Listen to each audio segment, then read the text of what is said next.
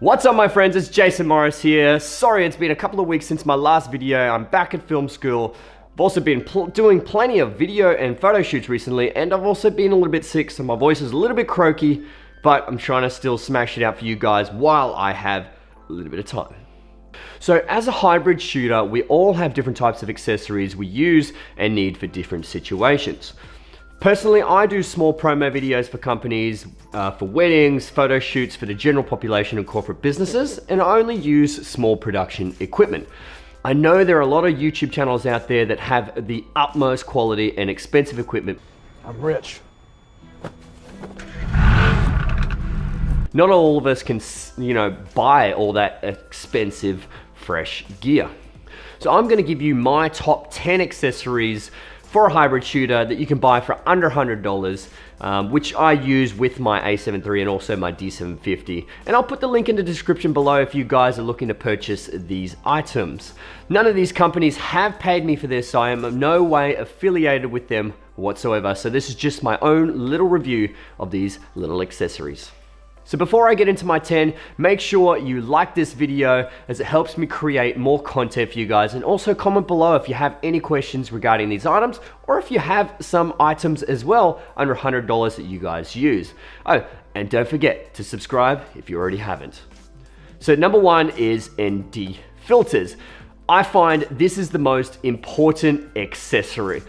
Also, adapter rings I use as well with these. So with the ND filters for slow shutter speeds on landscape photography, but mainly for video work, I keep the ND filter on so I can get that perfect 180-degree shutter. I also purchased these small adapters here. You can see the step up rings or step down rings, so you can put it on pretty much any lens that you have as well. So number two is my Cambrate rig. I bought this as it gives me a much steadier handheld shot when shooting freehand in video. And it's also comes with that quick plate adapter on the bottom, so you can quickly chuck it on a tripod or take it off a tripod if you need. So lanyard clips. Number three, this is pretty much the cheapest. As you can see here, this is what I use with my D750 and my A7 III. Now everyone seems to be getting the Peak Design strap, which is a quick release strap, but I just can't seem to justify that much money on a strap, whereas I already have a strap and all I need is these little clips to clip it to that little triangle piece on the side. So number four is a screen protector. Now everyone should have a screen protector on their screen, and if you're spending thousands of dollars on a camera, it won't hurt to spend up to another 10 bucks on a cheap screen protector that's really going to protect your screen at the end of the day with getting scratches or even get cracked. Number five, we could dive into this for ages because there are numerous items, but everyone should have a tripod for video or even for photos. There are hundreds of different types of tripods, and I'm not gonna get into each individual one, which is good for you. Pretty much you get whichever one that you need for your current situation, video or photography. So definitely get a tripod because you'll definitely need one for long exposures in photography, and obviously those steady pans or tilts in video work. Now number six is one of my favorites in terms of corporate videos, is a camera slider. This is very similar to obviously number five, but you need a tripod to pretty much steady it, or you can go straight on the ground if you need. Now this slider is by Newer, and it gives you so much beautiful gliding images it pretty much makes it look like you're on tracks. It's just those subtle movements that make your shots much more cinematic and tasteful. So number seven is a Pelican case. Now protecting your camera gear is a must. When you spend what seems to be like $1 billion on your camera gear, you need to protect it. 1 billion, gajillion, fifillion, million.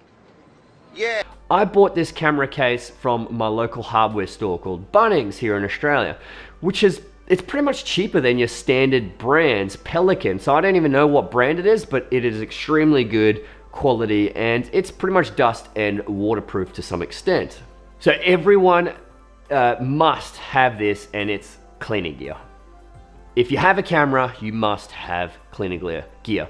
A rocket blower, a lens cloth, Q-tips, whatever you need for any situation. You just definitely need these to keep your cameras nice and clean, and obviously just to keep the dust off your sensor, especially when you're constantly changing the lenses. It's really important to have a rocket blower. So number 9 is a Steadicam. Now, these are so much cheaper than gimbals, and obviously they never run out of batteries because they don't have batteries. They can produce a very similar image or footage than a gimbal for a much significant price difference. But like all items, there are branded ones and there are expensive models or cheaper models. So it all depends on what your shooting style is like anyway. So last but not least is a Speedlite. Now, lighting is pretty much the most important factor when it comes to photography, and obviously video work as well. Having a decent Speedlite and also a softbox can turn your photos from a beginner to a professional in just one little click. It helps dramatize your subject and highlight the areas to create specific moods in a different pose. You can also use the Speedlite to help separate the subject from the background with exposing for the subject and not the background. So there you go, guys. That is my quick 10 items that you can purchase for under $100. Obviously, there are expensive brands that you can get, which will top it over $100, but I'm gonna put the links below if you need to see these items or if you're looking at purchasing some of these. So please like my video if you could. That would be absolutely amazing. Subscribe to my YouTube channel if you already haven't. That would be great. And watch out for my next videos. My name's Jason Morris, and I'll see you next time.